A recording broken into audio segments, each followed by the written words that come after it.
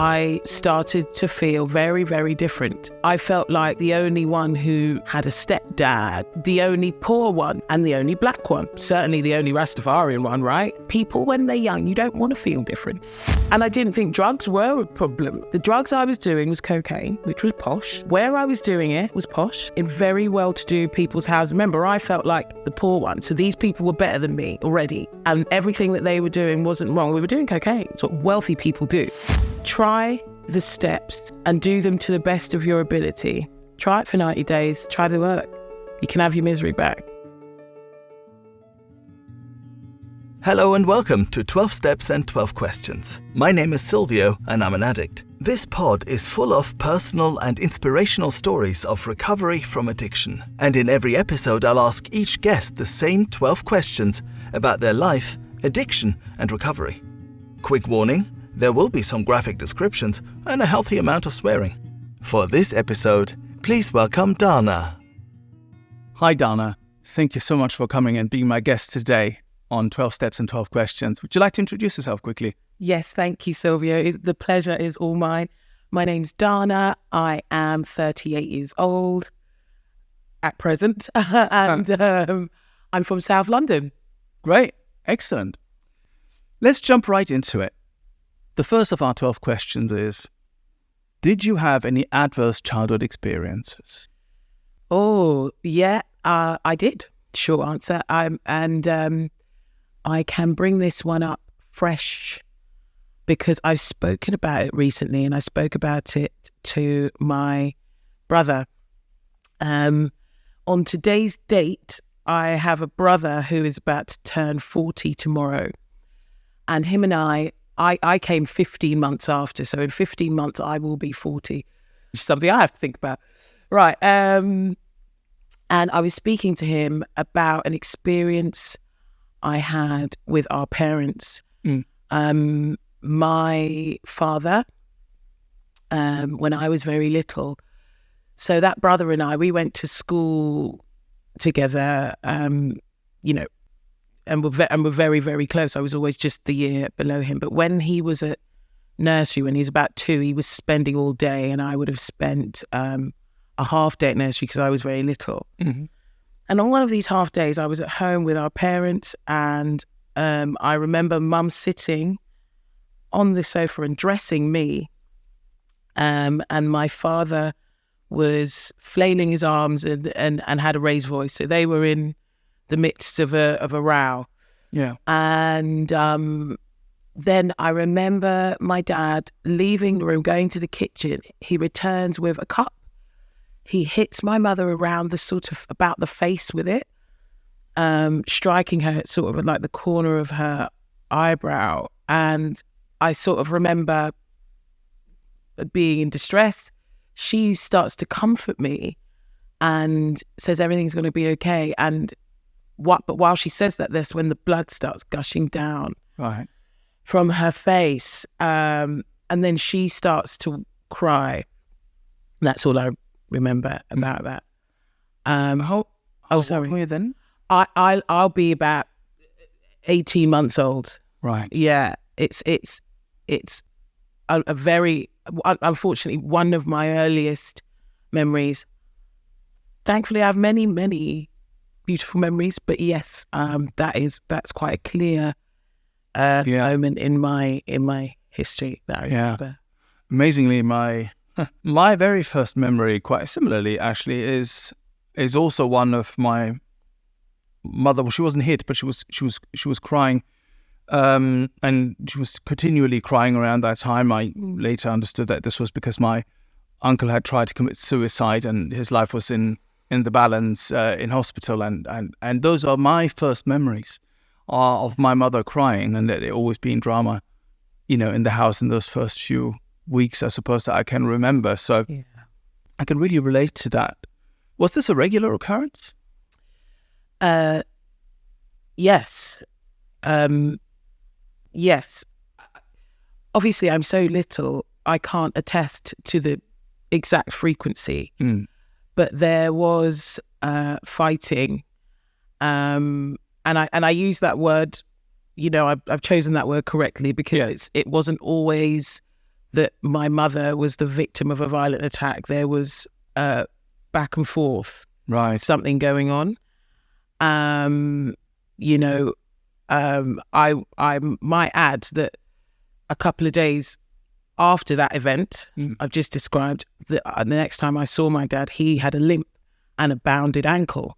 So Mum had avenged herself, right? So I mean, so there is that. But and I wasn't witness to that. But yeah, it happened. It did happen. Tumultuous times right from the beginning. Tumultuous times from the beginning. Yeah. Yeah. I told Mum has the scar, still has a scar in her eyebrow from that event. And I recently in life, in the last few years, have reminded her that I was there at that. And she went, "Oh, I didn't know you were there at that. I remember you being there at this fight." Right. This other fight. Yeah. Because she remembers my reaction. And I was like, "Oh, right, you remember that one. I remember this one. Yay." Great. Yeah. Yeah. So, yeah, that tells me that it was perhaps something that happened. Sure. Yeah. Yeah. How did that continue? Well, my stepdad has been in my life since I was 5 years old. So him and Mum have been together a very long time. So again, stuff that happened with my mum and my dad was in my very, very early years. Gosh, this would probably never happen again in life. But where my dad lived, to where we lived, he lived in the same building, right? So we were on the 4th floor. My dad was on the 7th floor. And in fact, that's how my parents met, because they lived in the same building. Yeah. And it was a sort of staggered building, and he could come to the end of like his level and look over a balcony and look down onto the 4th floor, so he could see his children playing around. And actually, oddly, my father introduced my mum to my stepfather, and so my dad was still around. We went to see him. He was very close by. And I mean, in hindsight, that must have been very tricky to negotiate for my mother, starting this new relationship and having her ex and the father of her children very, very, very close by. Yeah. But he was still, and I say fortunately, in our lives, we were, Mum never said a bad word about him, ever. Even today, it's quite difficult. I say more bad words about him than she does, and things like that. So she never sort of spoke negatively about it, and never gave us like information about her grievances with him. And I think it was really lucky that, because my stepfather is sort of the antithesis of him, of my father energetically. He's very passive, doesn't raise his voice, an absolutely non-violent man, and I get the choice and stuff like that. And so they did separate as a couple, but I still had my father very much in my life, and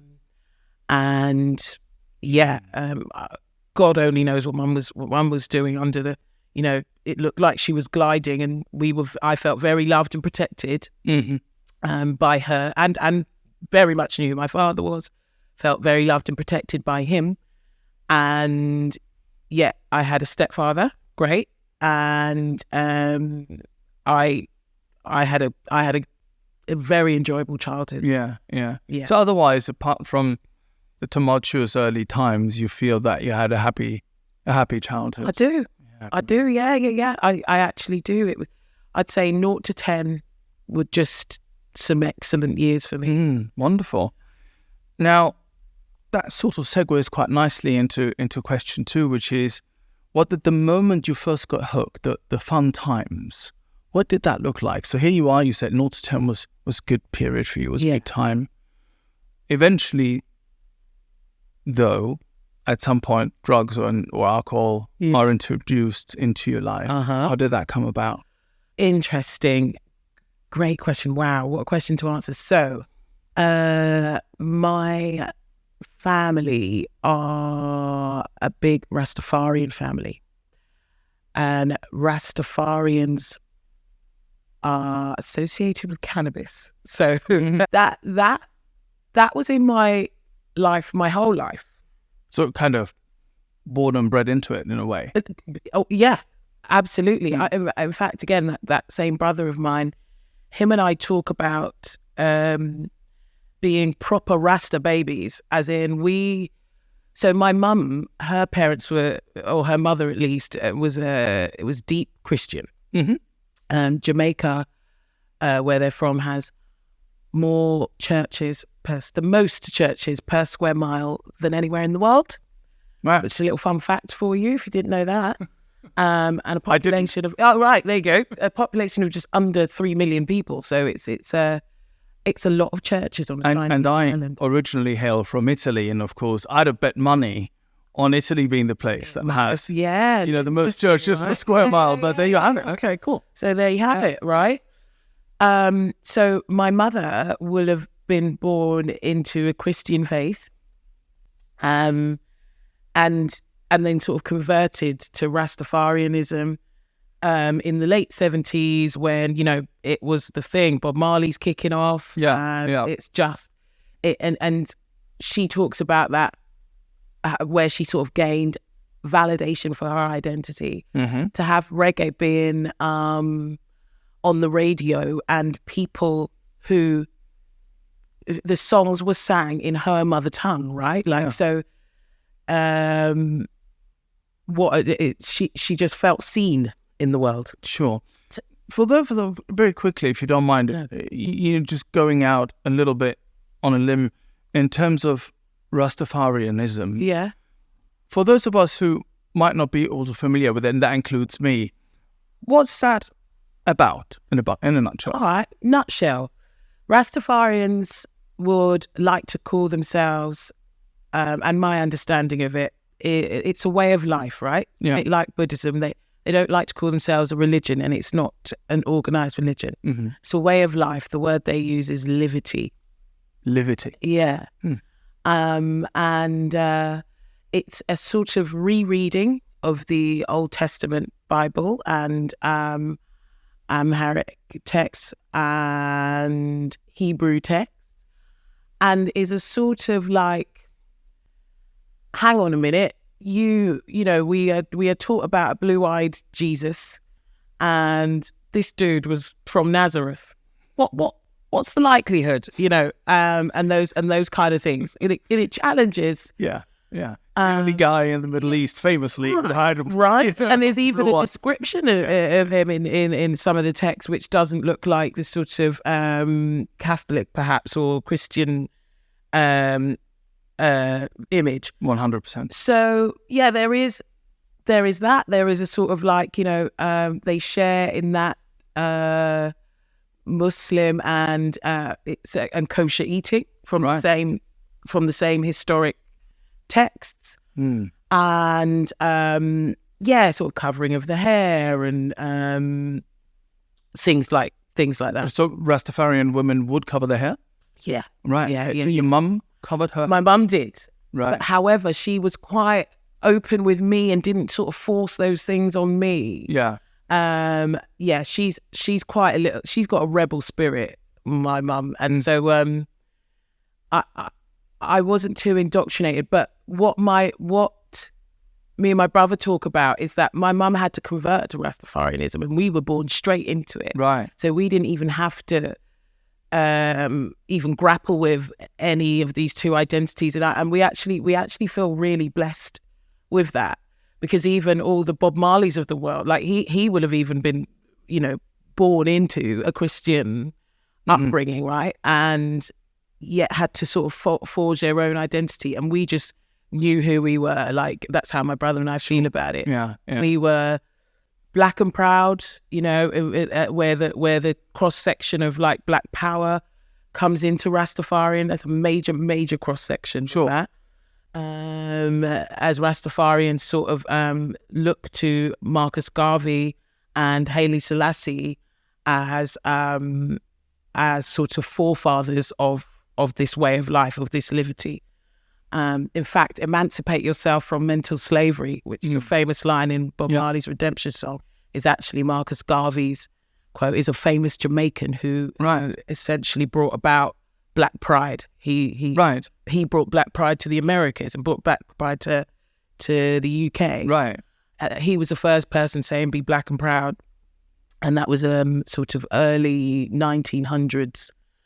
So yeah, that is my take on Rastafarian. Is that there's factions now. There's Bob or Dreads and 12 Tribes of Israel, Rastafarianism, and there's the Garveyites, which is probably my faction. Right. Okay. Yeah.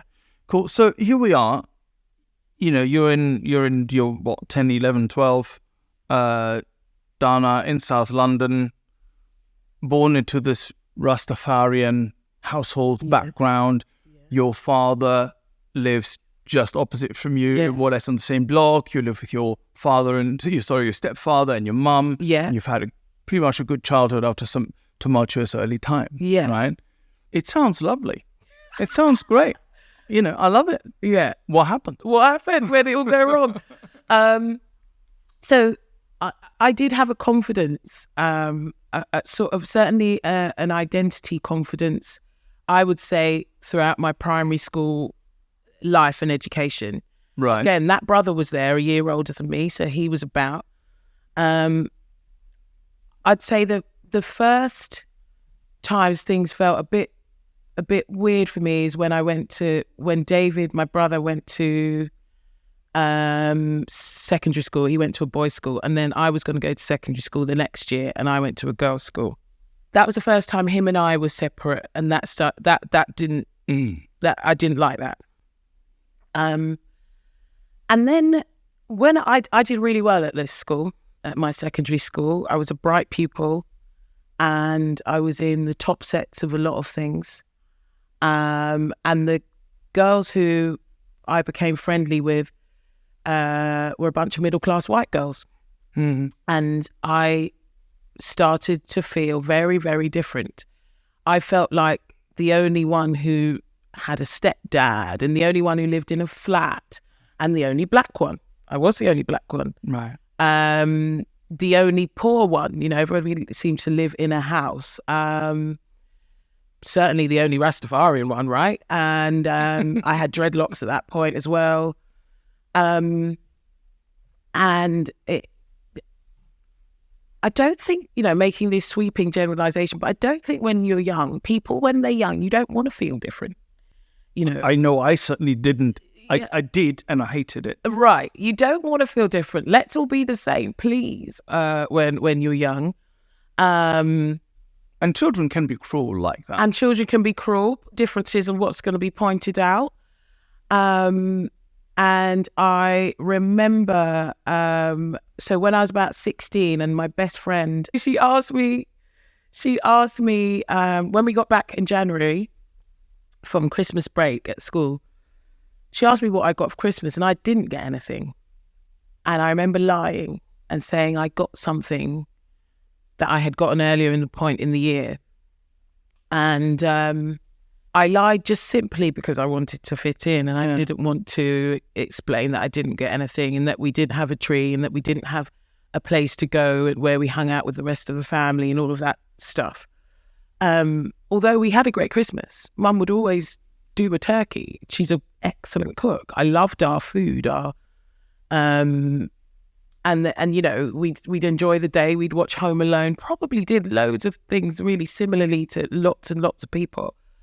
But I'd heard the girls' Christmases where they went to other parts of England, it seemed, because that's where they're from, right? That's where their families are from. And it's like, oh, we had to go here, and then we had lunch at 2, and I had a cracker, and then I got a gift from this, and I have to buy presents, and all of that wasn't happening. And so for a couple of years now, being with these friends for a couple of years, age 14, 15, and now we were sort of in the last year of school, about 16, I didn't want to be different anymore, and I told that lie. So that had started to feel different. And around the same age is when we started to get interested in boys, and we started to get interested in clubbing. And again, me and this best friend, we brought in some of our old clothes to school that we didn't want anymore, sold them to our friends, and made £14 each. And that money was enough money to get us into Fabric nightclub. And we had enough money to get this. We could get this fake ID, this student ID from Place of Victoria. So we did all that. We earned enough money to get this ID, which cost you about £5, and then you'd, get the ticket. And we both went to Fabric. And I mean, we weren't precocious at all. I think we pretty much held hands in Fabric and looked around and were very overwhelmed. Wide-eyed And saw like a really attractive man up there. Like, oh my God, he's fit. And like turned to each other and giggled at each other. Like it wasn't, we weren't I don't think we danced. I don't think we had the confidence to do that. But we were doing things that I guess, if we weren't from a particular part of the world, you're in South London, you could get a fake ID, you can get to a club. And then we also, like I say, we had this interest in boys. So we would go and find boys on the commons from other schools, and we were quite successful at that. We had a couple of very confident girls in our group, and they went over and just spoke to some boys on Streatham Common. And then we used to go and drink with these boys on the common. Lots of school kids do that in London. When I've just said this in chairs and things, and loads of people share about, oh my gosh, that's what we did. We found some boys and we all hung out. And again, if you look back at it, it was all so very innocent. Like most of the girls are linked arms, stayed in linked arms the whole night. We were drinking in groups by about 16. Okay. By about 15, 16, it was a regular occurrence to be drinking at least once a week. Okay. Yeah. And yes, even as early as that, and again, even in a linked arm, I still managed to find at the time I would have just thought they were the coolest people. But in hindsight, I can see that they were the ones that may have gone on to have issues with their drinking. The heavier drinkers, the harder drinkers, the harder partiers. So here you are, you're wide-eyed, talking to boys in Fabric about Hello Kitty stickers. And you're having the occasional drink. I'm having the occasional drink, yeah. And so now we've met boys, right? The boys seem to be a lot more curious about drugs, right? This film called, what's that film? The heroin film, Train Spotting. Mm-hmm. This film, Train Spotting, had come out, and that was all about like heroin use and what. Yeah. And the boys were really curious. I wasn't. It looked like a scummy world, and it didn't look like a world of my people. Again, my identity was quite firm. I'm a dreadlocked little Rasta girl. I know who I am. Doesn't mix well with the sort of it doesn't. It's a Scottish white junkie world. Right, I get it. Yeah. I get it.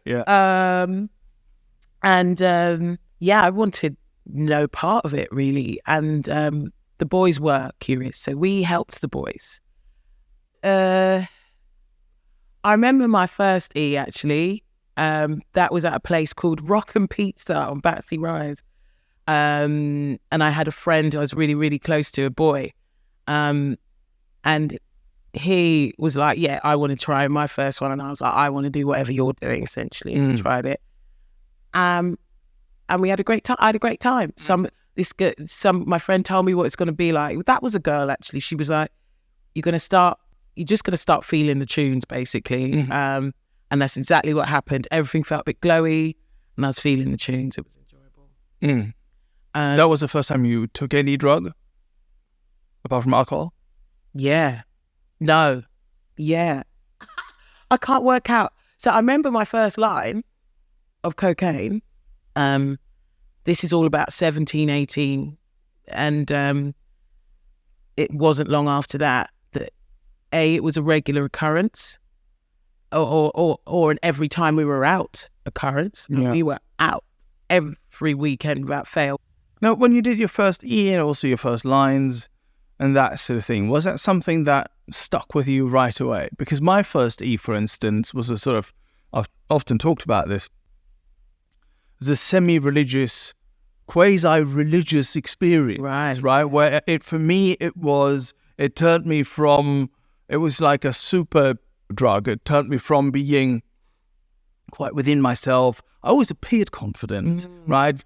I'm an extrovert, so I do a lot of talking and all that. Doesn't mean you feel confident inside, of course, right? And so it turned me from feeling uncomfortable really in my skin quite often and always less than, right? Because I come from this immigrant background and all the rest of it. And I was an Italian growing up in Germany. Everybody's taller and blonder and whatnot, and so on, and richer, obviously, and all of that. And it turns me from being that guy into the amazing Silvio, right? That was my experience. All of a sudden, I'm more confident. I'm like, oh, cool. I'm all these things, right? And inside, I feel that my insecurities had vanished, and I'm so optimistic about everything. I'm just so positive. So positive about everything. It'll all work out. When really, deep down, I'm just really scared. Usually, most of the time in those days, and so on. And did you have anything similar like that when you had your first experiences with drugs, or did that come at a later date, perhaps,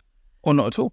So, the feelings now, like I wanted to hug everyone when I first took my first E. I felt yummy and warm.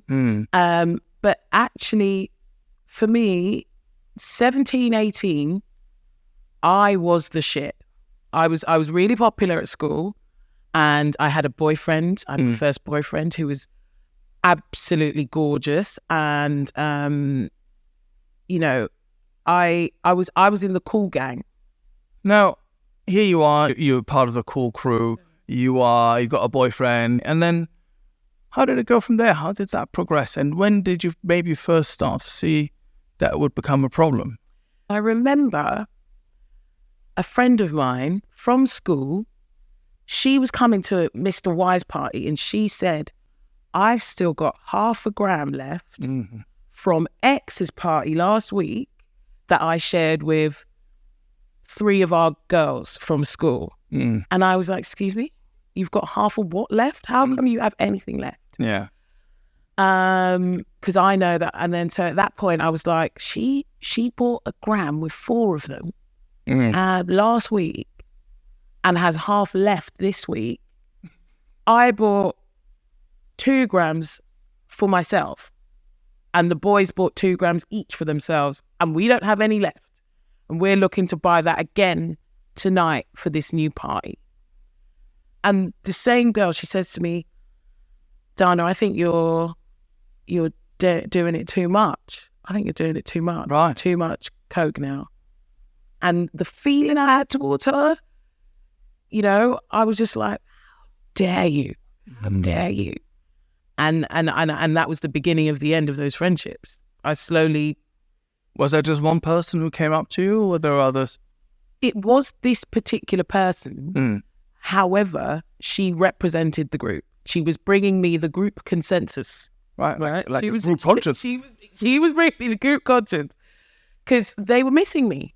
My girlfriends from school were missing me. I had started to hang out with the boys.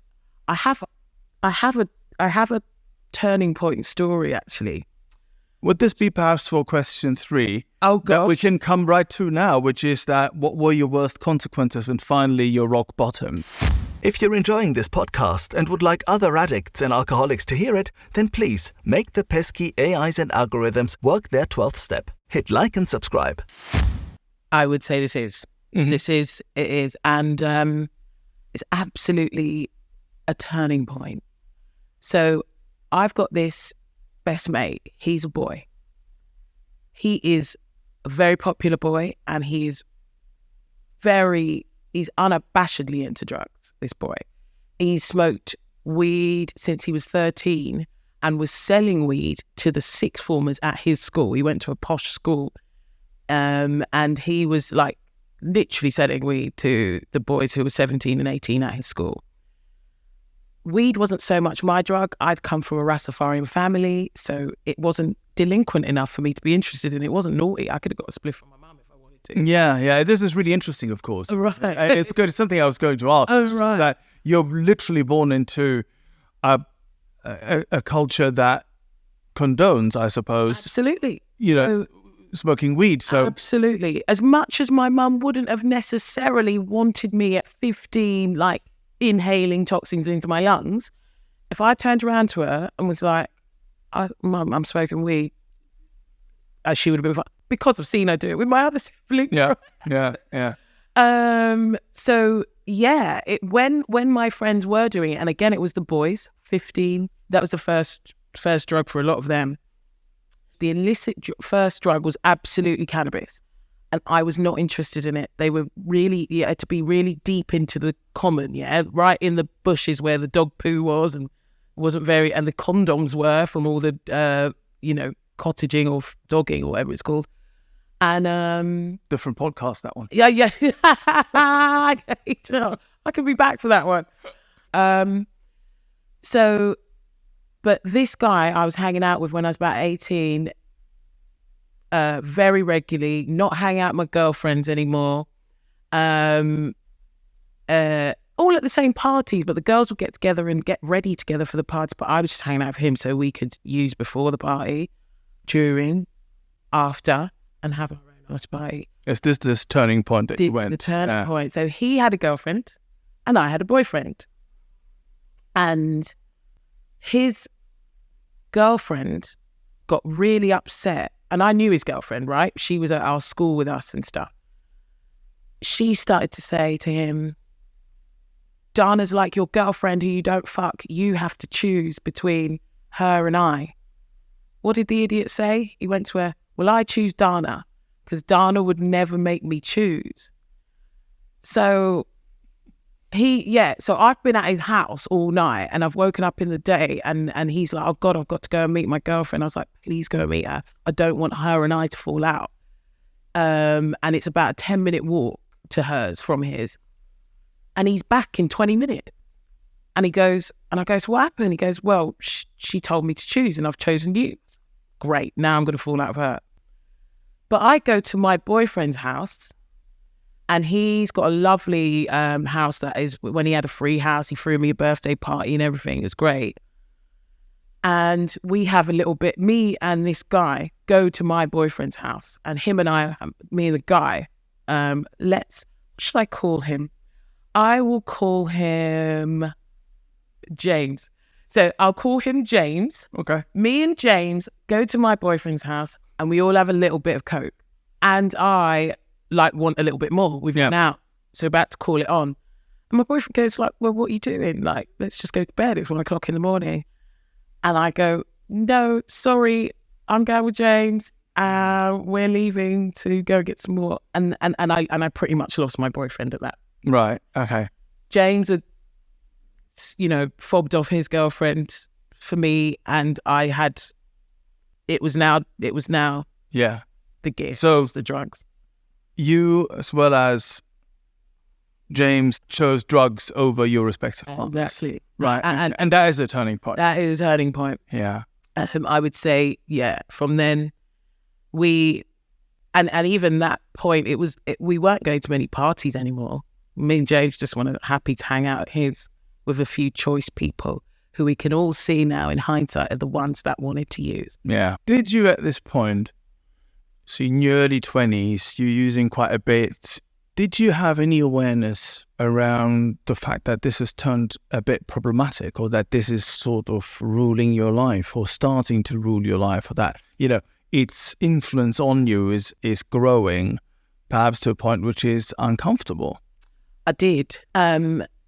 But it was not as black and white as all that. No. The using got quite regular. And now we're about 21. And I remember it was the first time I said to James, I'm going to stop. I've just got to. And I don't know.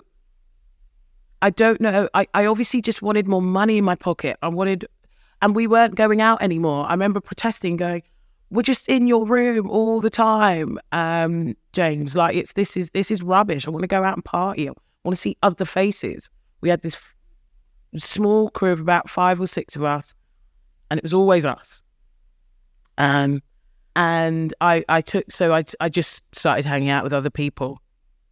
Those other people soon became using friends anyway. It's like I start hanging out with people who didn't drink or didn't do anything.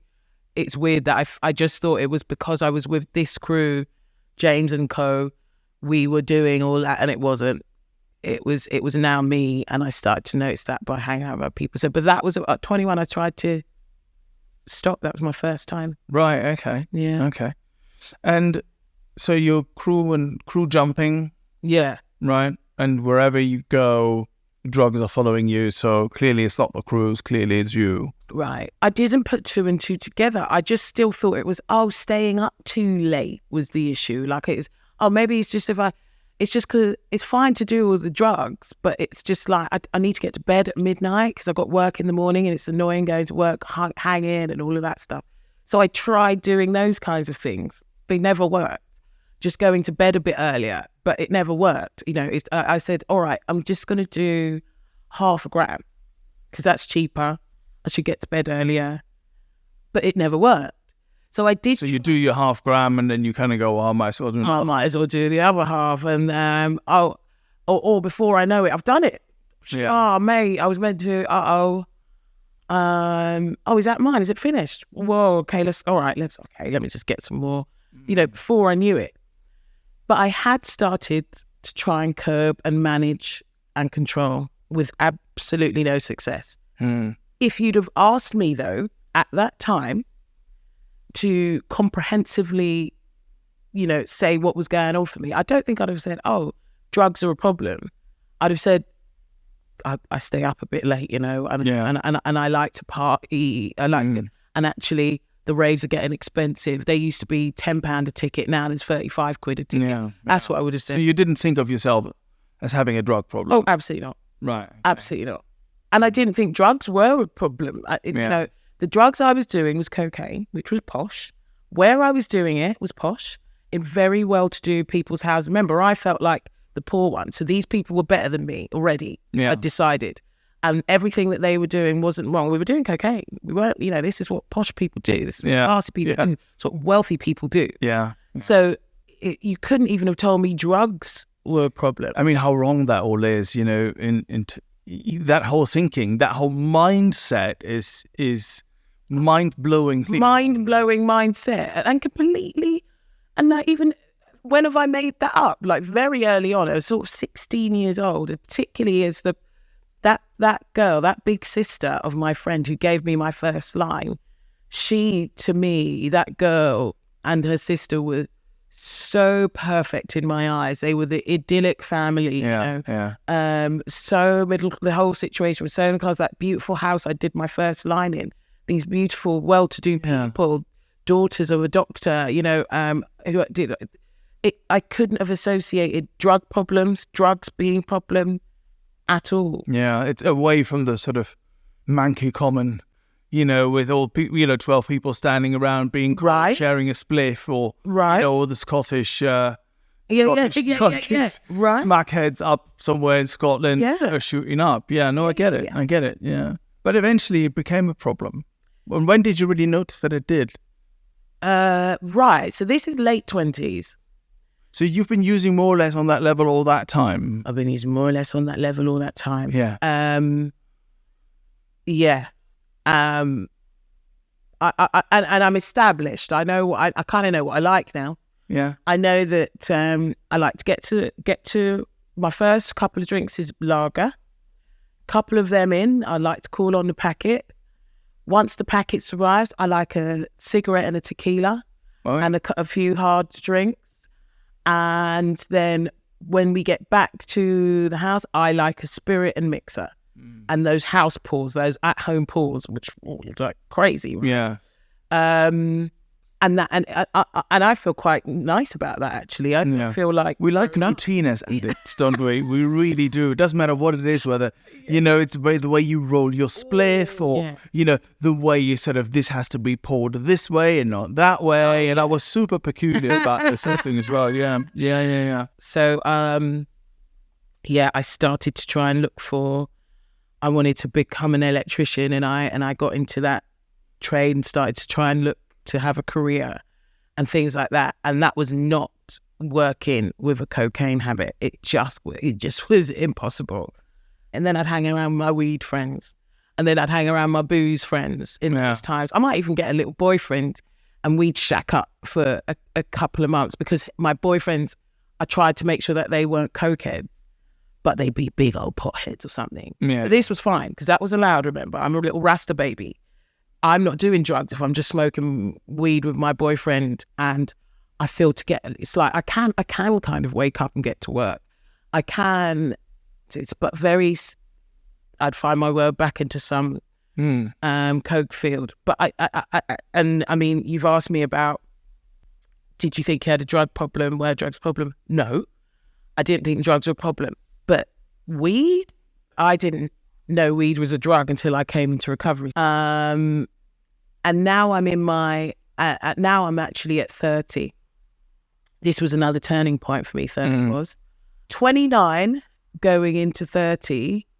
I'd started to make friends with my brother again, who absolutely does not have this allergy we have. Right, okay. He can have a drink and stop at a drink. Wow. He can have 2 drinks and go, oh yeah, I'm all right now. You know? He used to smoke weed a little bit when he was 16, and then didn't, because he loved his football so much. He was just like, no, I prefer to do that and not be stoned for it. Yeah. So that's what normal people decisions. Normal people decisions, right? And so he would have been 30 if I was 29, and I was starting to feel black again.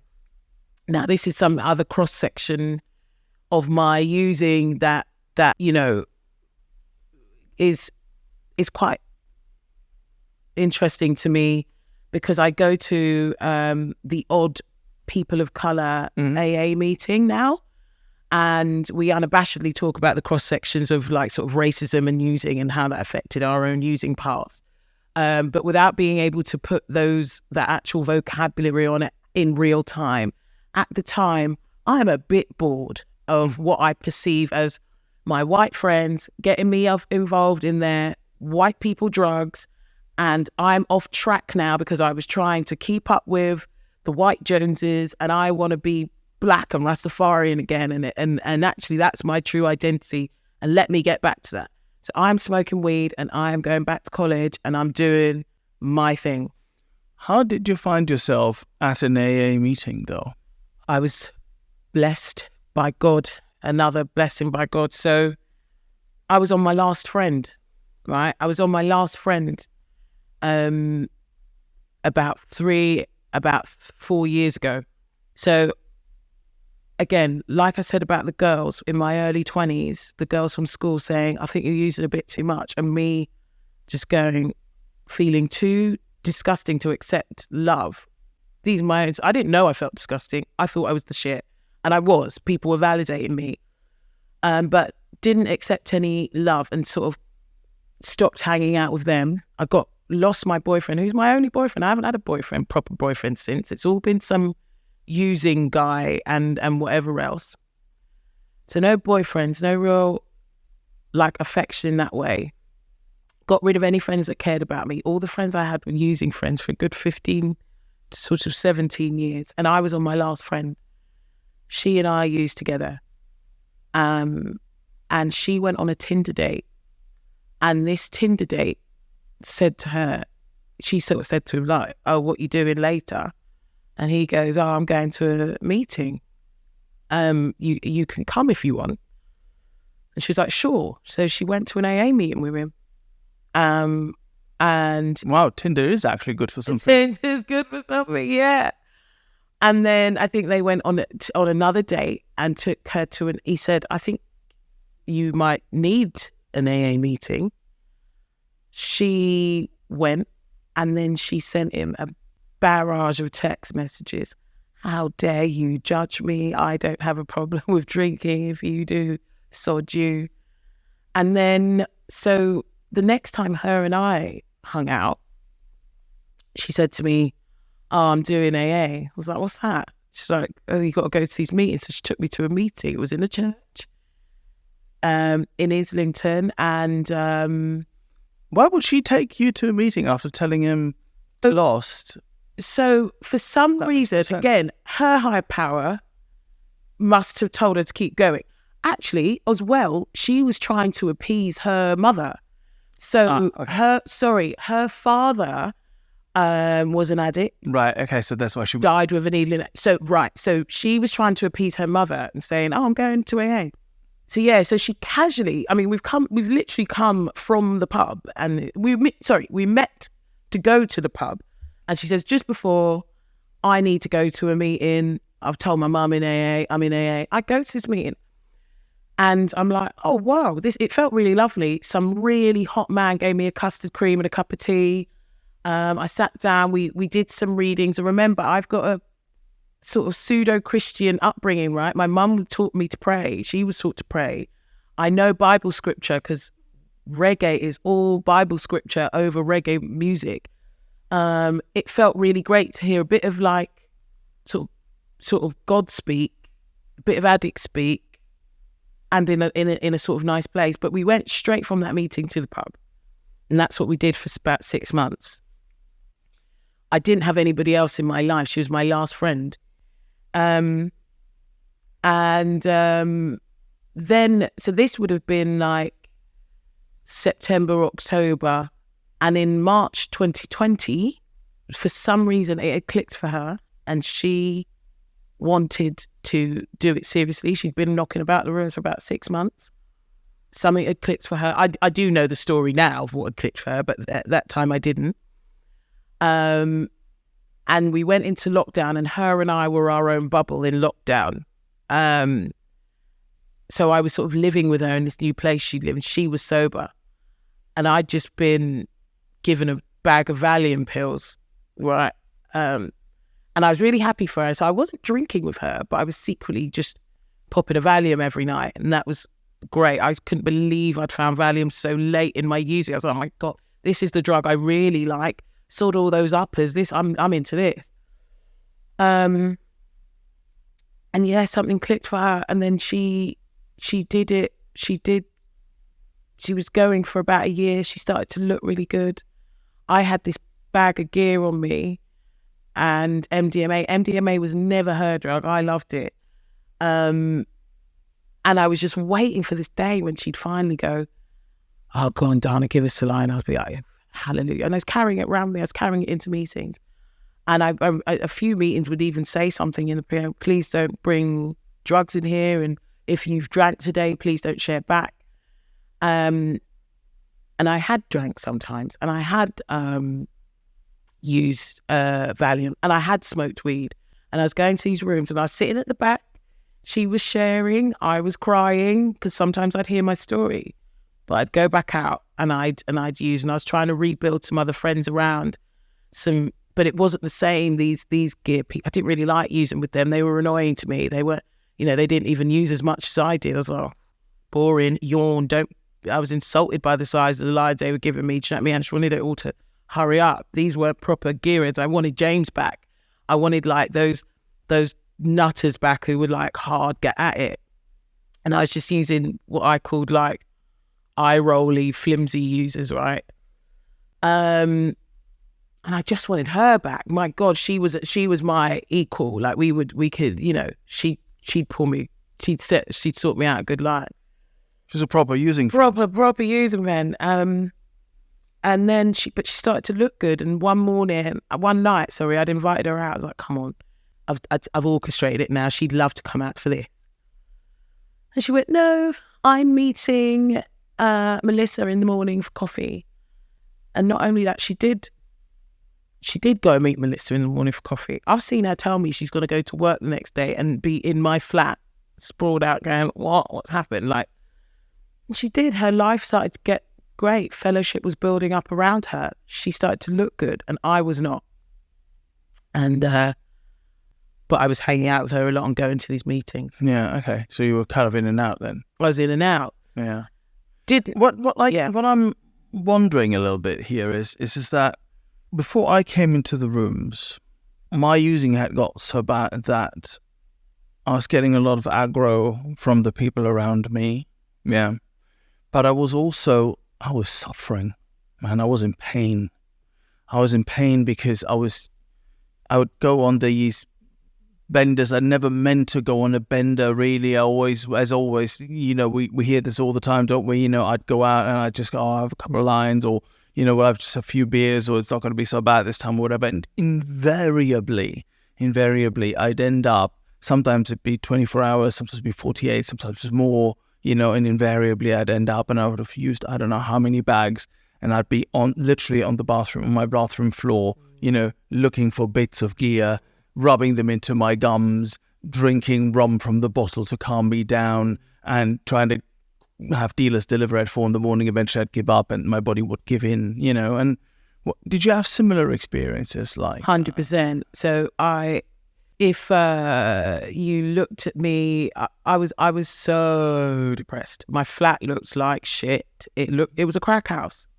It had like a weird chair, not a rug and anything.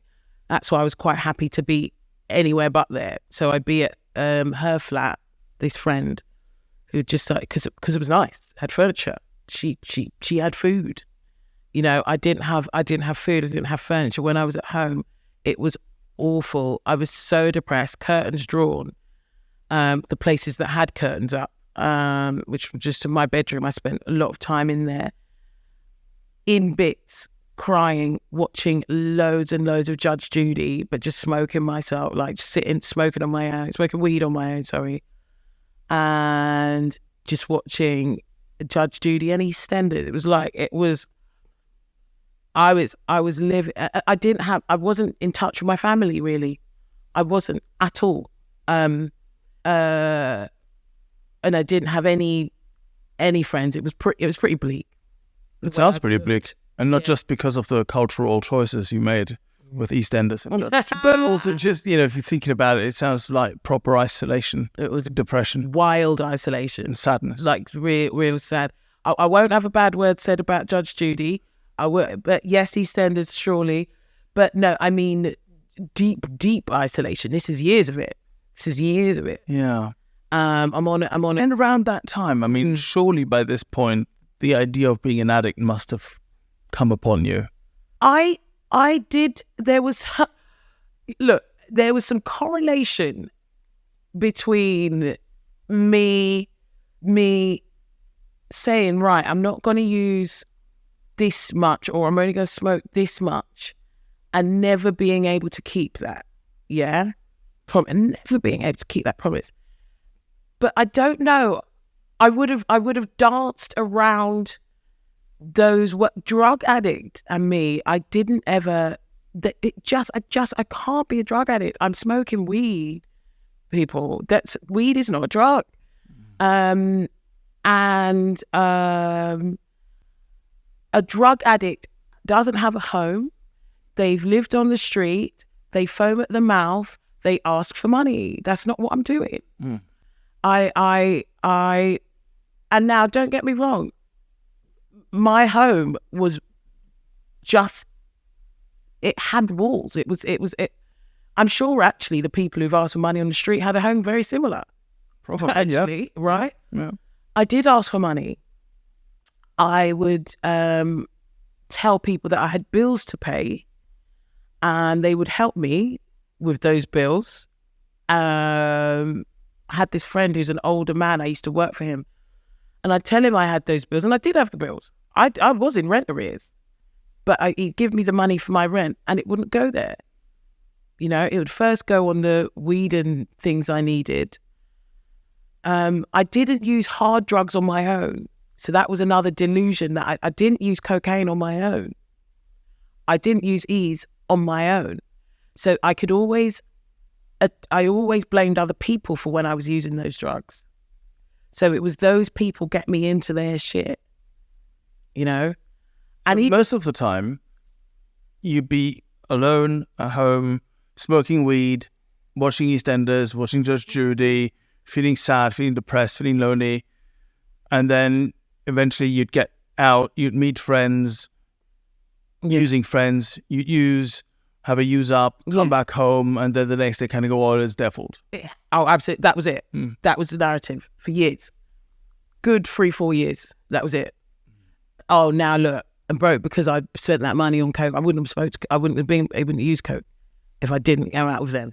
That's their fault. And they never seemed like drug addicts to me because they had jobs that they were holding down. They were middle class. And I told myself many, many years before this that they were better than me. So even they weren't drug addicts. But when we used drugs, it was their fault that I had been broke. Weed was not a drug. That was the drug I used on my own. So no. So, it's just a self-delusion. Yeah. I can hear it all now. And then in the end, though, those consequences and everything must have piled up to a degree that you then came into recovery. So what was that like? So that was like, so this friend, she done a sort of beautiful 12-step, and I don't think she knew she was doing it. I bet she probably claimed she knew. She did not know. So we're talking about recovery to each other, and she said, and I say to her, I don't think I've got a problem. I smoke a bit of weed, and she was like, yeah, but don't you have that hole in the soul? I went, no, great, I'm fabulous. Me dining out on some feelings I had, or this person of 17 or 16 years ago who was a bit fabulous. Cool. The reality was I was not fabulous. I did not feel good. And she was like, well, I had the hole in the soul. I felt I was drinking to feel that. I was definitely an alcoholic. I was like, okay. And I'm thinking, if she's so this is the first time I've gone, if she is talking about the way she drank as an alcoholic, then I must be, because I drank the same. But still, my last bit of self-delusion, I just went, yeah, maybe it's not for me though. Then she went to me, it's not for everyone. Maybe it's not. I think something in her had given up. She said, it's not for everyone. That was it. I went, excuse me? In my head. Wait, excuse me? It's not for everyone. Like you're having something I want to have. And my competitive / I don't want someone to have something that I don't. Envy. I was like, right, I'll show you. I'll be the best AAA you've ever seen. And then I had this incredible God moment that my mind. So at the point of her saying, this isn't for everyone, I'd been in the rooms, I'd been following her into the rooms for about a year. So I had a job. I was working in construction and I had my work boots, right? And my work boots were Dr. Martens steel toe caps work boots. But I had taken them to a leather worker, right? And I had them like the ankle bit of the Dr. Martens. I had them cut down. He cut them down to the low ankle so that they were like a low ankle, and he'd restitch them. So they were one of a kind DMs. Yeah, I'd had to hire a car, a zip car to do this job, and I'd hired this zip car, and I'd picked it up from where I lived, and I'd left these boots in the car. So I was like, oh my goodness, I don't know how I'm going to get the boots back. But being a lazy addict, I'd left it a while. I'd left it a week. So this friend of mine, the one in the rooms, told me it's not for me and it's not for everybody. She'd invited me to a meeting, which was quite usual now. I'd been going to like a couple of weeks with her for about a year. In this meeting, there's this young woman, and she comes in and she's got some steel toe cap Dr. Martens with a shorter, the ankle bit is cut down, and the laces in it, they look really similar to the ones I'd lost a week before. She comes and she sits next to me in the meeting. And at this point, that girl who had said to me, this best mate, I've got to give her a name, haven't I? Let's call her Tessa. Tessa had said to me, the program might not be for you, it might not be for everyone. She sat at the opposite side of the meeting, and this girl with these boots that look really similar to mine have come and sat next to me. It's a minute before the meeting's about to start. So I look at her and I go, where'd you get your boots? And she went, you'll never believe it. I found them in Stockwell. If you're enjoying this podcast and would like other addicts and alcoholics to hear it, then please make the pesky AIs and algorithms work their 12th step. Hit like and subscribe. And the meeting starts. Good evening, everyone. Welcome to the AA meeting of... And I'm like, Stockwell, that's where I dropped the car off. That's where I live. They're your shoes. Go through the whole thing. They're my shoes. Wow. They're my shoes. We go through the whole meeting. She says, I was walking past these boots in Stockwell. I saw them and I was like, oh my God, I love them. But somebody had left them there. They're somebody's boots. So she said she walked past them every day for a week for work. And she went, do you know what? I'm taking these boots, man. They fit me like a glove. They're meant to be for me. And she finally took the boots. She decided to wear them that day to the meeting. And I went, those boots are mine. I left them in the zip car. She was like, oh yeah, they're in front of a zip car. And I said to her, and I was like, if God was trying to show me I was in the right place, the chair... He would use Dr. Martin boots. It used Dr. Martin boots. And I was like, I'm meant to be here. The chair had done this great chair, and I asked that chair to be my sponsor. And I told the girl, I was like, you can have them. And she was like, no, please. She gave me my boots back. So AA though, isn't it? So, yeah. No, couldn't possibly. Now, even funnier with that story, that day, Tessa had told this girl to come to the meeting. She said, just come to this meeting. I know you've been struggling. That girl could have sat next to Tessa, who was sat at the other side of that's the person she knew in the meeting, right? Yeah. But she didn't. No. She came in. She sat next to me. She couldn't have been any closer. There was the closest chair to me. Wow. Amazing. Ever so slightly going one step back, just before you came into the rooms, and our question 4 is, did you ever want to die? Did you consider suicide? Whoa. That was daily. That was daily. And for how long? Oh, it was daily.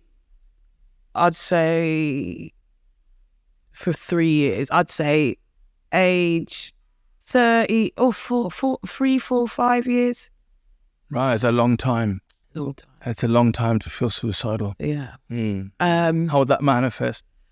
Right. So I would absolutely think of the ways I could do it. There was the older gentleman I said who I worked for. He lived around the corner. He lives around the corner from me. He still does. And he would help me about every 6 months with my rent there. And some of the money he'd lend me would go on rent, and some of it. So I was just scraping by with the rent arrears. And yeah, I'd go to him. He had children my age, and I'd go to him and say things like, I just really need to get away. But I want to go by the sea, and I want to put some weights on my legs and walk out into there and never come up, and garner real sympathy from him, and then do that. And I'd get a wad of cash in my hand that'd keep me ticking over for a bit. And then I'd spend a few months in my room on my own. And when somebody invited me out, Tessa say, I'd put on the show, Danah the showgirl. Yeah. And it is painful to talk about. I'm not going to lie. There's a lump in my throat as I speak about this. I'm so sad for that girl. I know she makes it out, and I know how the story ends, but or a new story begins, should I say? Yes. It was very dark. It was very bleak, and I would pray.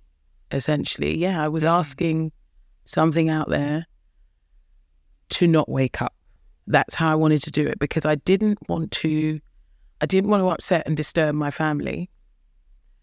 And I was thinking, right, so how long will it take for them to find my body? About 5 days. I'd be pretty decomposed by then, because and I gave myself that amount of time, because that was about the regularity I was in. Anybody who cared about me's life. So it wouldn't be totally unheard of for you to get in touch with me, just to say how I'm doing perhaps, and for me to take maybe a day or so to reply. So I worked out that I was about 5 days from it being concerning, before a couple of people in my life gone, oh, I haven't heard from Danah, or I haven't heard from Danah. Actually, let's knock. So that's how few people were regularly in my life. And so then I thought about my mum finding me decomposed. Now, oddly and ironically, my mum finding me dead was something that had followed me all the way through my using, right? When I was high on coke, I used to really worry about dying on coke, not for dying on coke's sake, but for my mum finding me and them doing the toxicology report and her finding out that I'd done cocaine. So that's that. So I was like, I cannot die when I'm using. That's a really weird but understandable paranoia to have. Oh, yeah, I get it. That's what. So I didn't care about my life for my sake. I didn't want my mum couldn't find me dead on coke. So now I'm smoking largely weed. I was like, that's fine, but I didn't want her to find me decomposed. So days would go by me just wanting to not wake up. And yeah, I genuinely would pray for that. Yeah. It's fascinating how long you can be in that, in the dark. Yeah. Yeah, it's fascinating. Yeah. It's very sad. It's very sad. Very sad, yeah. It's very sad. Again, those people who knew me in my early 20s and 70s, if anybody who knows me early life, they'll be sad to hear this.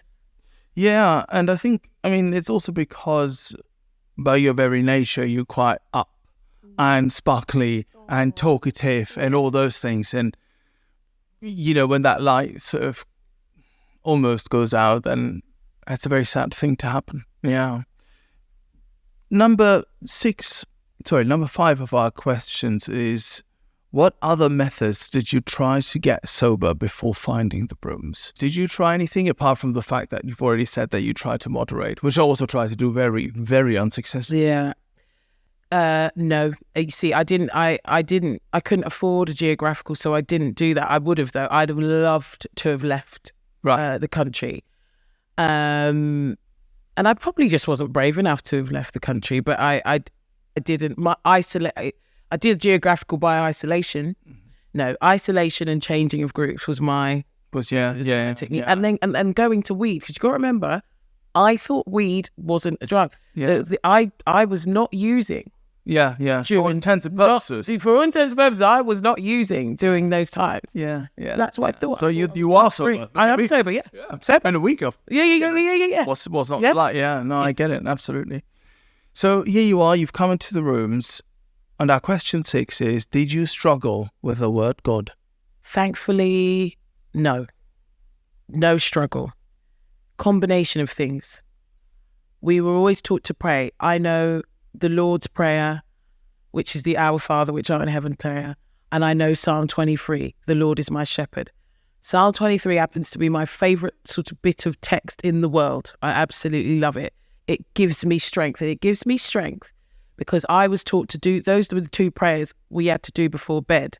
My mum bringing her Christian upbringing into our upbringing, even though she raised us as Rastas, as a Rasta herself. Rastafarianism isn't far from the Bible, though, anyway. It really isn't. It's lots of scripture over reggae and all that. So I knew those prayers. I didn't do them past, age 15 or whatever. I did them every night then, though, when I was a girl. I was an obedient girl. Now, when you're raised in a black family, matriarchal, strong black woman family, you're very obedient. I was. So the notion of this sort of sponsor guiding me through something and being obedient to somebody telling you something they know about was really easy for me. Oh, great. It is a transferable skill from having quite a sort of strict, authoritative upbringing. Hallelujah. My God. So we, in Rastafarianism, we call God Jah, but a higher power, a God, and even the gendered God with the sort of hymn stuff wasn't a problem for me. Wow, at all. Amazing. Lucky, just a transferable bit. Relief. Yeah. It's interesting, especially for me as someone who came in. How brilliant this is for you, I guess, and for everybody who comes in who doesn't struggle with the word God. Yeah, that you were spared all the skepticism, trials, and tribulations that I went through before I could find anything that I could really believe in. You know, Gosh, coming from that sort of thinky, secular, God rejecting, that's for people who don't ask questions kind of background. Do you know what I mean? So, amazing. Question 7 is, how do you experience your higher power today? wow, love this question. Right, so I use this phrase being in flow when I'm really experiencing higher power. Yes. What I mean about it is I can see how all the parts of my life just to get through a day. All right, I'll use today as an example so that I'm not speaking too much in the abstract and people can get it. Just before you do that, okay, for the benefit of the listener, I love the movement. Oh, did it looked like you were doing Tai Chi or something. Very flowy sort of arm movements. Wonderful. Yeah. So brilliant. That's how I feel. Yeah. Right. Literally in flow. Yeah. Yeah. Okay. So I experience. So I've been having this thing that's been happening, and what's been happening in the mornings is when I go to work in the mornings, I leave at some time before 7. I haven't been very rigid with that. I usually am. But I haven't been, for some reason in my life lately, been very rigid with that. It just has to be at some time before 7. So sometime between 6:45 and 7. And the bus stop is right outside my flat, and I can see it from the windows in my flat. I can see the bus stop. And I leave, and I try to leave by thinking of God and my higher power in my life. And what's been happening is as soon as I get to the bus stop, I look to my right and my bus is coming. It's happened every day for the last 3 weeks. I'm telling you, this is and my bus is coming, and I haven't left at the same time. It's not because I'm leaving at the same time. So I've been saying to myself, this is what I've been saying. I was like, I don't know about your higher power. I don't know who I'm talking to, some other human in my head. But I'm going, I don't know about your higher power, but my higher power loves me. And the bus comes. And I sit on and I smile at the bus driver. And this flow thing is happening where I know that I'm guided. I know that I'm chosen. I know that I'm protected. And I actually have less and less of a descriptive way to describe higher power than I did coming into the rooms. I knew exactly who God was coming into the rooms. He was a he, for starters, and he was a Santa Claus-y looking dude. Randomly was still white, even though all of that Rastafarian upbringing about black Jesus-y stuff that I was growing up with. And he was punishing me because I was not doing his stuff, right? Mm. I was using drugs, which you're not meant to do if you're God-fearing, and I was not even a good girl to my parents. I didn't even honor my mother and father, like it says in scripture. I wasn't doing the things God wanted me to do. Therefore, that's why I was sad, and I deserved to be sad, and God was punitive. But now God is all things good, and God is all things love, and God is all things true. And the thing about truth and the thing about love is that they don't belong to people. They don't belong to you. Only you get love, and only you get love, and you get love when you're doing the right thing. I'm living proof that God is love, and God's love is unconditional. Because if it were conditional, I wouldn't qualify for it, and yet I do. My bus comes.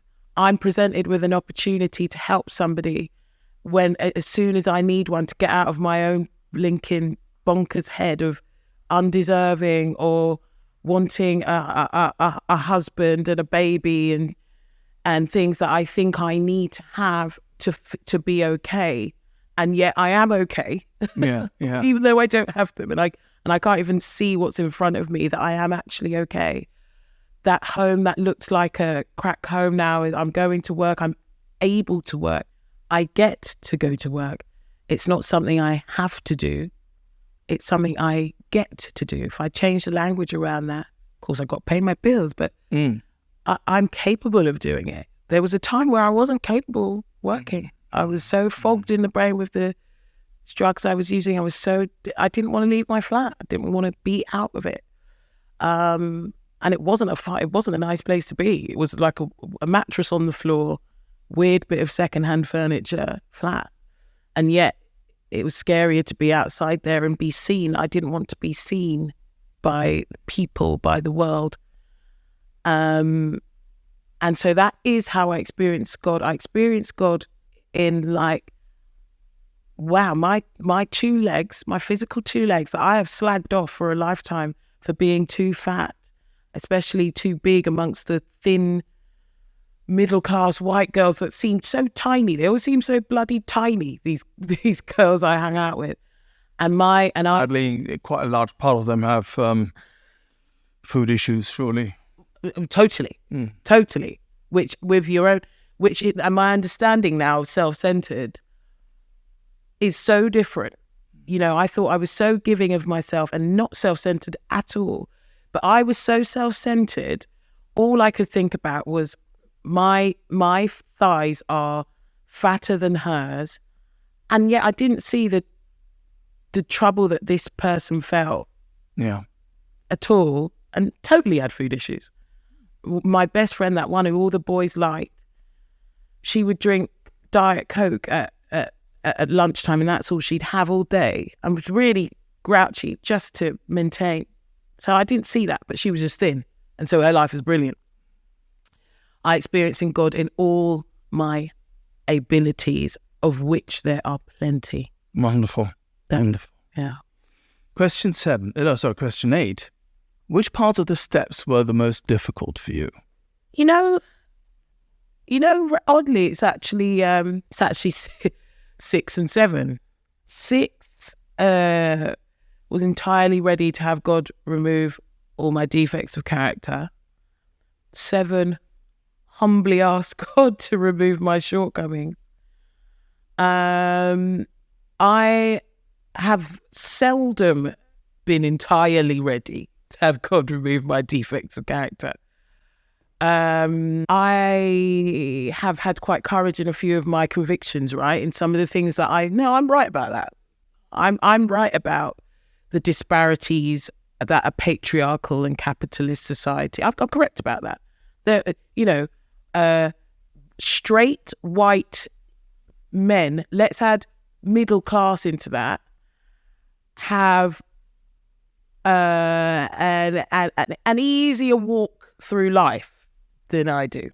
That's what I think I'm right on that. There are some of the qualifiers or quantifiers that I might put to that argument, I'm actually not altogether wrong about, right?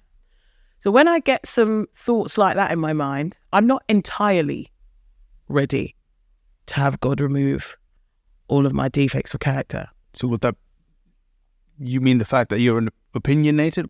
Is that what you mean by that? Yeah, I think the fact that I have some opinions and thoughts about life that are somewhat provable. Is provable a word? It is now. It is something that blocks me from the sunlight of the Spirit. Oh. It is something that interferes with God, because I am in that moment not giving God all the power. And it contradicts with something I feel about God, because I do know and believe that God is all powerful. But I'm holding on to something there. I have been removed of my obsession to use safely. I know that I cannot use safely. You know, it's not to say that doesn't mean that it's not that I'm saying, oh, I think a line of cocaine would kill me. That's not what I mean. I mean, I know it would not stop there. There's no one line for Danah. There's no one drink for Danah. If after one drink, there'd be more, and there would be suicidal ideation. There would be the self-loathing. There would be the literal isolation. There would be the dark corners of, that's what it'd be. I know that. God has removed that because I fully trust God with drugs. I fully trust God with drugs. And then it's proven to me that if God can remove that, which is all I was ever trying to do for the last, 2 years, 8 months of my life, my recent life, I've been aware that I cannot use safely. God has shown me that. The 15 years before that, solid 15 years, consecutive 15 years before that, I was trying to use safely. I was trying to use in a way that could work with my life. That meant that I could have a life and get to work, have relationships. I couldn't have any relationship. All the bedevilments on page 52 are there for me. My emotional life was a mess. I felt completely useless. I couldn't hold down a friend. My siblings weren't even close to me. They missed out a lot. My parents weren't close to me. They missed out on a lot of me when I was trapped in a room and I couldn't befriend anybody. Yeah. It's 6 and 7. Step 4 was, that sounded, I couldn't wait to do step 4. What? Tell me about the part where I get to tell you about how everybody had wronged me and how nobody had looked after me, and all those boys who let me go off with some other boy at the end of the night. Like, the girls wouldn't have done that if I was hanging out with girls. If I was hanging out with my girls who I kicked out of my life in my early 20s, they'd have been like, who are you? Who are you going home with, Danah? They would have looked after me. I've seen how girls roll. That's how we roll with each other. The boys, if I was like snogging some heroin addicted dealer because I wanted to, because he'd given me loads of gear earlier in the night, and they'd be like, I'll see you later. And I'd meet them the next 2 days and they'd go, what happened with your night? Oh, I went off with so-and-so and had an affair with him for 3 months and moved him into my flat and all this weird shit. I didn't want to swear there, but I swore. It's all right. Definitely all right. Okay. So, those boys who had wronged me, those boyfriends, those sort of using boyfriends who had wronged me, my girlfriends who should have fought harder to stay in my life if they saw that I was in trouble. Happy to write all that down. Barely could find my part in it. The only part I could see on my first step 4 was, yes, I've kept this feeling about a person who hasn't actually even been in my physical life for the last 15 years. Yeah. I could see the maintenance of the resentment being my mistake. But no, I didn't see that I had sort of put myself in a position to be hurt. No way. Right. So yeah, happy to do 4. 9 worked with a little bit of, step 9 worked with a little bit of my British sensibilities and my self-loathing.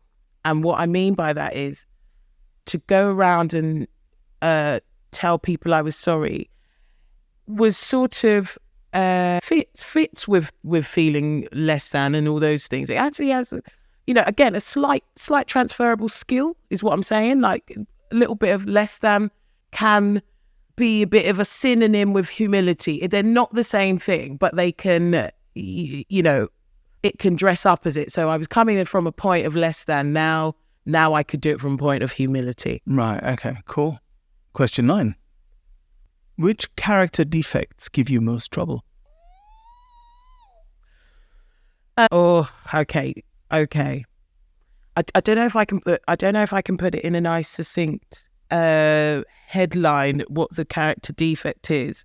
My want for a man, a boyfriend, husband, father of my children, and my want for children gives me the most trouble. It is there's some real like maternal instinct stuff going on that I just have as naturally as as myself, but it is intrinsically connected to how I feel that makes me being single and childless. I don't see myself as child free I see myself as child free on my good days when I'm feeling all right in my own skin, and on my bad days I'm childless, and it's something that I don't have that I do want. I feel like the world sees me as, can't keep a man, can you? So other people's opinions. Other people's opinions. It's the character defect that gives me the most trouble. Yeah. Yeah. Rings a familiar bell. Yeah. Question 10. What is the best thing that recovery has given you?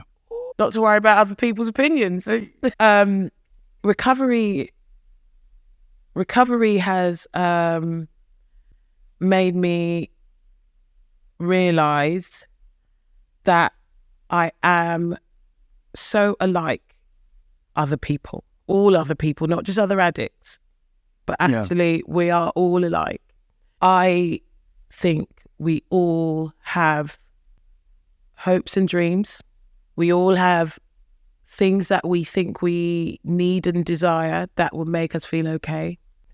We all have fears, and we can all experience pain. What might pain me might not pain you, but we can all experience pain. Yeah. And we can all experience love. What you might love might not be what I love, but we can all experience love. And I felt so unique when I was in my using and dark times and my suicidal times. I thought nobody felt like I did. You know, we are unique. We have our own. There's some unique aspects, but in the broad strokes, the important stuff. What's important to me is that I've come now to realize that we all experience pain and we all experience love. And I do have to chuckle at that because at how ridiculous it is to have thought that other people, I didn't see how other people were feeling pain. I told you about the thighs, right? You know, your thighs are thinner than mine. You have an easier life. That is what I thought. I have a harder life. Poor me. I'm the black girl you don't get that. You don't get what it's like to feel alone in a group, because people can feel alone in a group. Of course, yeah. Even as a white, middle-aged, straight male. Right, you know. Right. Yeah. Okay. So I didn't know that. I didn't know that people could. I also didn't know that everybody experienced love. I thought love was sort of one thing, and that one thing for me is sort of family and children or whatever. Or it's a big thing for me. It's not the only thing now. I recognize that there's many loves, many forms of love that I have in my life that I didn't recognize. So yeah, it's made me feel wonderfully belonging to the world. I feel like I'm not as frightened of the world and my part in it.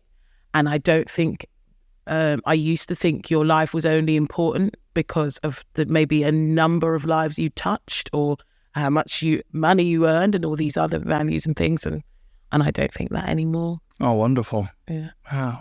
Question 11. What would you say to a newcomer or someone wondering if they're an addict? Right. Okay. I'd have to. I would try and keep it very, very simple. I would try and keep it very, very simple. I would say, try the steps and try them and do them to the best of your ability. I would say that your guide or sponsor, the only difference between you and them is that they've gone through the steps. It's the only difference. They're not smarter than you. They're not better than you. They're not more or less in need of these steps than you. So the only thing you're going to them with are these steps. It's not you're putting them in some position that you're just asking somebody who's done something before you. You know, you wouldn't perhaps ask somebody, you know, to teach you to swim if they couldn't swim. And that's all that's happening. This person can swim and you want to learn to swim. I'd say try the steps and you know, you can have your misery back. If you don't like them after 12, you can have your misery right back. And I'd probably, would I say look in that book for identification? I feel like I might, but it was quite punchy and somebody said to me early on, and I didn't listen to her. About 3.5 years ago, somebody said to me, look, try it for 90 days, try the work. You can have your misery back. Yeah. And now I'd say something quite succinct and punchy. It'd definitely be succinct and punchy. Yeah. And then try and shut my mouth. And I would say something like, all right, do the 12 steps, come back and chat to me about it. Here's my number. Yeah. Yeah. Great. And our last question 12, which is, what do you want your higher power to say to you, quote unquote, at the pearly gates? You did all right. You didn't do too badly, kid. Because I'd be like, well, okay, yeah. Yeah, I'd like to say you didn't do too badly at all. Lovely. Yeah. Thank you so much, Danah. You did more than all right for us today. And it's so brilliant. It was so great to have you. Thank you so much. I want to thank you for your courage, for what you shared, for the exuberance and the flowy movement. Thank you so much. You're so welcome. Thank you. Thank you so much for having me. The pleasure was all mine. We've come to the end of this episode. Thank you for listening.